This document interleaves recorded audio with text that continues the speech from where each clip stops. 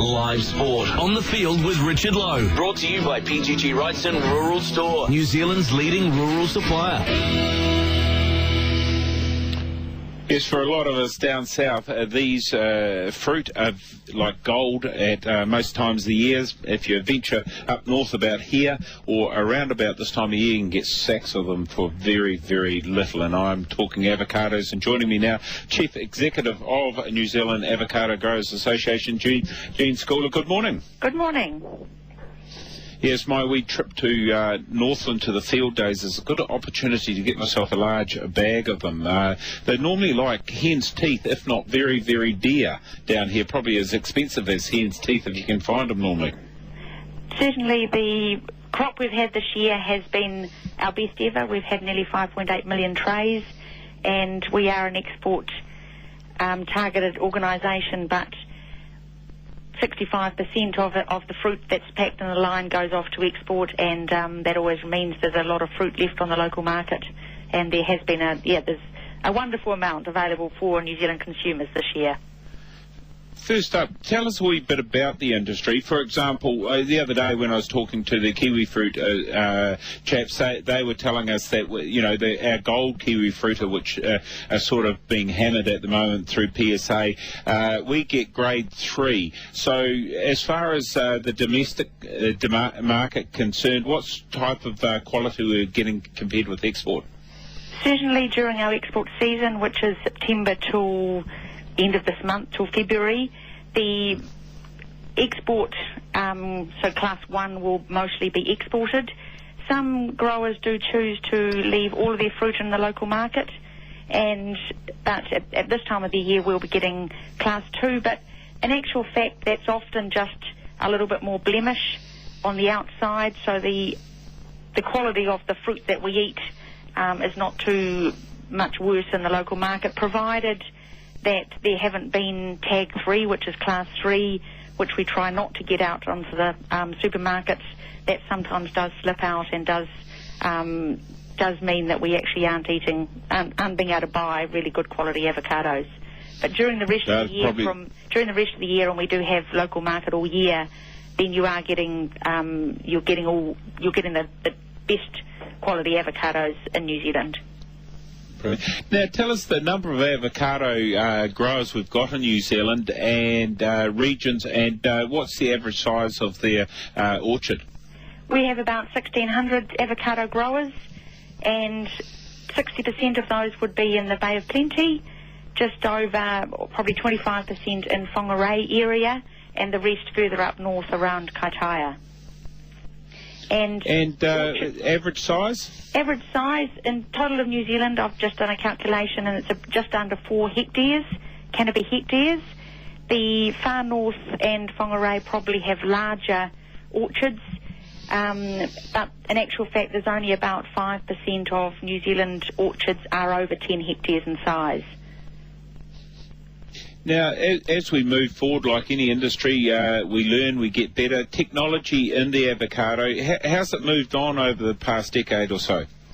Certainly we are looking at better rootstocks for our avocados, rootstocks that cope more with New Zealand conditions. We're also evaluating some fruit and cultivars where the tree grows better in New Zealand conditions, perhaps doesn't grow so big. Within the orchard, always looking at better fertigation or fertiliser programs, better ways of monitoring our pests so that we minimise spray. And then, of course, we've got the new technology this year, dynamic controlled atmosphere, which allows us to ship our avocados further. How's it changed in the rootstock, for example, from the avocados? We've seen, as I said before, the kiwi industry, they developed the gold, now they've had PSA. Are avocados hard to grow as far as not climate but pest control and other diseases? Certainly that's part of the evaluation. If we are looking at alternative rootstocks or fruit and cultivars, the evaluation has to take into account their ability to cope with any pests or diseases that we have inherently in New Zealand or have in New Zealand, and that's part of certainly our aim with our Avo Green program is to minimise the amount of spray we require, so that's all taken into account when we look at alternative rootstocks or cultivars. As far as the sector, the avocado industry, are you growing, or are you stagnant, or is there room for expansion? There's certainly room for expansion. We had, as I said, this crop of 5.8 million is nearly double what we had last season, and the biggest we've ever had. The last biggest crop was back in 2007-8. We certainly are anticipating that we're growing to 8 to 12 million trays within the next 10 years, and about 5% of the industry comes from new growth, but also from better yields from the existing orchards because of better practices. Are you finding people entering or exiting the industry? You say you want to grow it from your 5.8 now to up to 12 over the next 10 years? We have got about 5% new entrants each year, or actually after 4 or 5 years, because you won't get production out of your trees for 4 or 5 years. But as with any horticultural crop, it depends on the economics, and we certainly are seeing people who are saying that it's no longer economic to grow avocados, and the returns this season may push that along, but others who are saying that larger orchards can actually be provide a very good return on investment from avocados. How labour intensive is it? Because we see, for example, in Marlborough and areas where they grow grapes, a lot of farmers put a few hectares of grapes in. What about up the far north Bay of Plenty where these avocados are grown? Are you finding people outside the industry having go maybe putting 4 or 5 hectares in?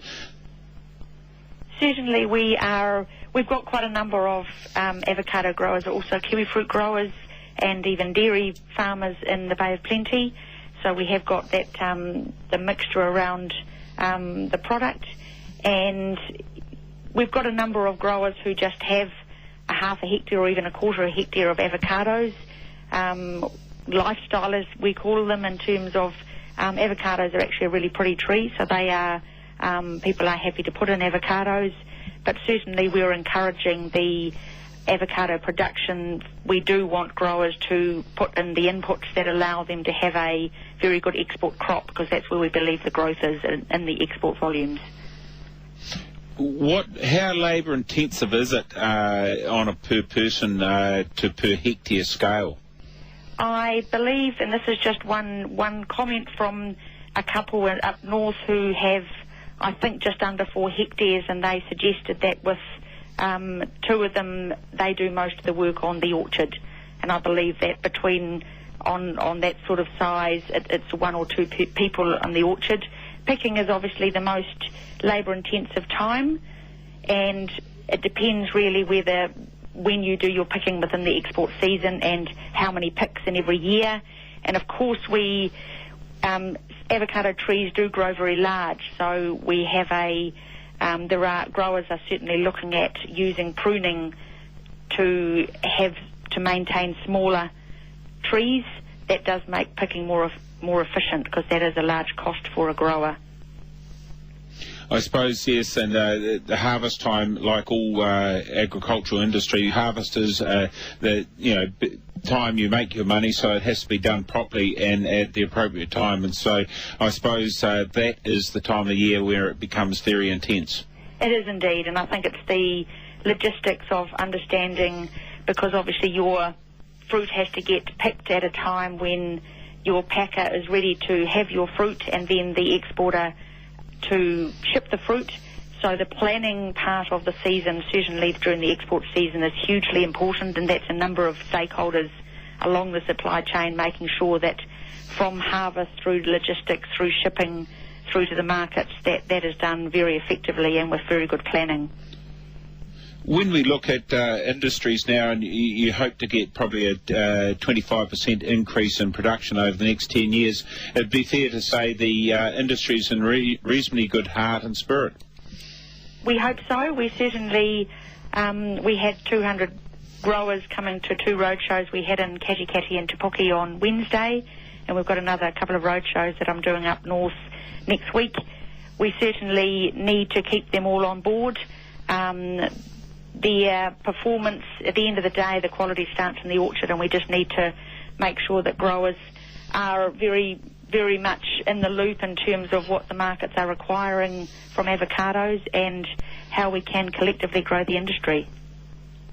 Oh, it sounds as if things are moving along nicely. Technology, like all sectors of agriculture, is there and being used well. Thanks for joining us this morning, Jen, to give us an update on the industry. Our listeners will be most interested in it because it's something, a fruit that a lot of us have one or two at a time on a salad, but I know down south they're sought after when you can get them. Well, I think one of the things that listeners also need to know is that there's a huge variety of ways to eat avocados, and our website has certainly got 1,500 or so recipes. So there's lots of ways to eat avocados, and I hope everyone is eating lots of them.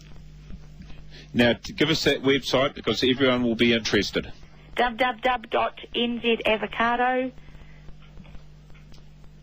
or actually I can give you a better one, www.adanavocado.co.nz.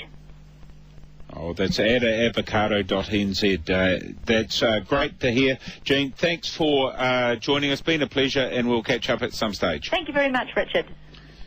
Thank you. Jen Scoular there, New Zealand Avocado Growers Association Chief Executive. And no, there's just not a couple of ways to have them on your salad or on your toast. There's many, many ways. Go to that Avocado website and all will be told. We'll take a short break and we'll be back with Mark Brown from PGG Wrightson. Live sport on the